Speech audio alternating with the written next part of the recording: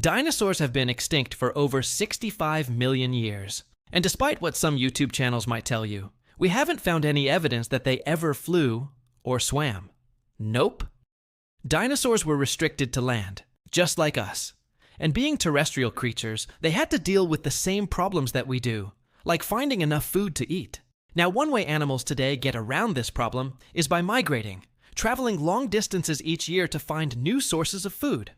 And some dinosaurs did this too.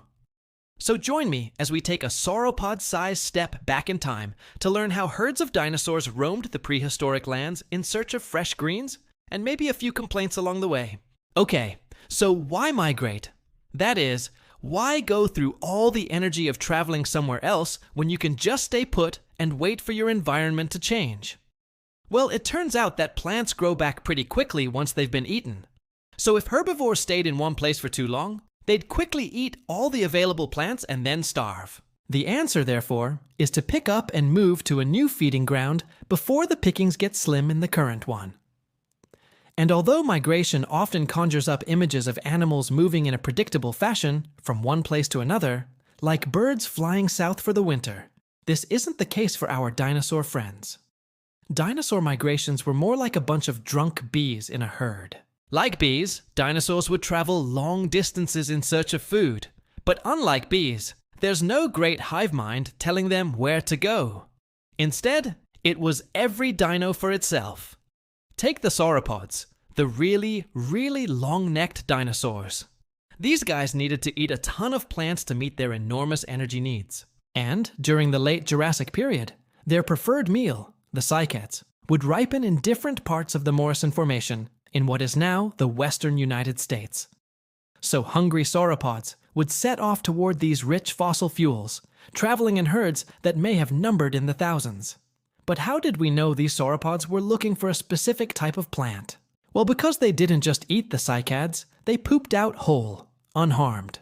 And we can tell this because fossilized poop, also called coprolites, are sometimes preserved in the same rock layers as the dinosaurs that produced them. This means that by carefully analyzing the contents of ancient turds, paleontologists can figure out what dinosaurs ate. And sauropods loved those cycads. But they weren't the only ones. In fact, during the same time period, another large herbivore, the Maiasaura, was probably doing the same thing. Now, unlike the sauropods, the Maiasaura was more of a generalist, willing to chow down on almost anything green.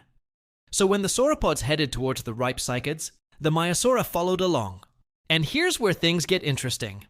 As the Maiasaura migrated, it would have encountered lots of small mammal-like creatures called cynodonts. And since the cynodonts were smaller than the Maiasaura, they were easy prey. So it would seem that migrating alongside the sauropods actually offered these little guys some protection from predators. And it seems that both the Maiasaura and the sauropods benefited from this arrangement.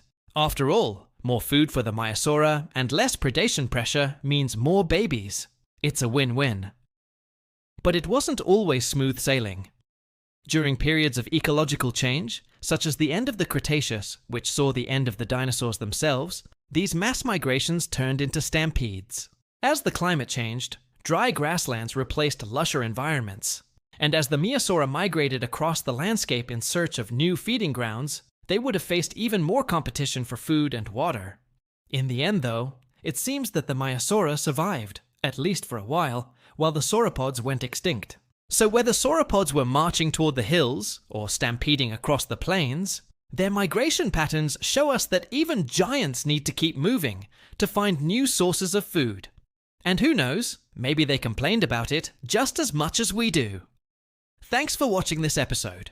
If you liked learning about the sauropod migration, then you'd probably like our podcast. In it, a host explores the weird ways the human body works, like hiccuping, belching, and farting. New episodes come out every Wednesday.